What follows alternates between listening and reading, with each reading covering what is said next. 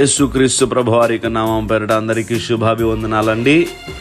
మొదటిగా దేవుని వాక్యమును చదువుకుందాం.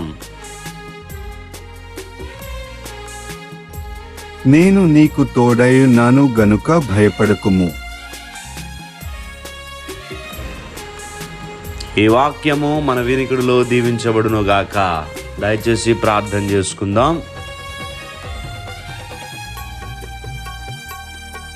మహాగణుడా, మహోన్నతుడా, మీ ఘనమైన నామమును బట్టి వందనములు. మరొక రోజులోనికి మమ్మల్ని ప్రవేశపెట్టినారు. ఇప్పటి వరకు మీ సజీవమైన రెక్కల కింద కాచి కాపాడి భద్రపరిచి మా ప్రతి అవసరమును తీర్చి మేలులతో మమ్మల్ని నింపి ఉన్నారు. ఈ రోజు మా దినచర్యను ప్రారంభిస్తూ ఉంటుండగా మాకు సహాయము దయచేయండి.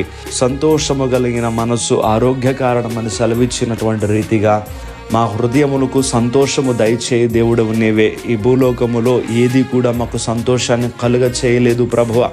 తండ్రి, మాకున్నటువంటి సంపదలు, ధన ఘనతలు ఇవేవి కూడా తండ్రి సంతోషాన్ని ఇవ్వలేవు ప్రభువా. మీ నామమును బట్టి మాత్రమే మేము సంతోషించగలము దేవా. కుటుంబంలో అనేక సమస్యలను బట్టి, వారి ఆర్థిక ఇబ్బందులను బట్టి, వారి యొక్క అనారోగ్య కారణమును బట్టి, వారి యొక్క తండ్రి బలహీనతలను బట్టి హృదయములో సంతోషము లేకుండా ఉంటూ ఉన్నాం ప్రభువా.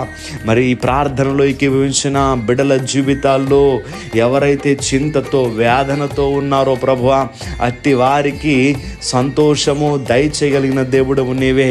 ఈ లోకమును చూసినప్పుడు ప్రభువా, మాకు లేని తొందర, భయము, ఆందోళన కలుగుతుంది.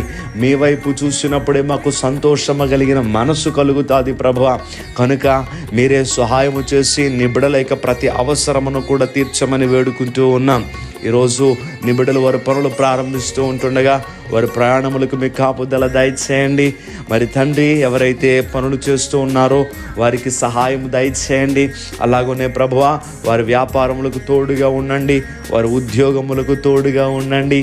అలాగనే విదేశాల్లో ఉన్నటువంటి నిబిడలను మీరు జ్ఞాపకం చేసుకొని కష్టించి పని చేస్తూ ఉంటుండగా వారికి అలసట లేకుండా, బలహీనత లేకుండా వారిని చక్కటి ఆరోగ్యములతో నింపి మీ దైవ దీవెనలు వారికి అనుగ్రహించి ఈరోజు ప్రభువా నిబిడలు సంతోషముగా ఉండాలి తండ్రి.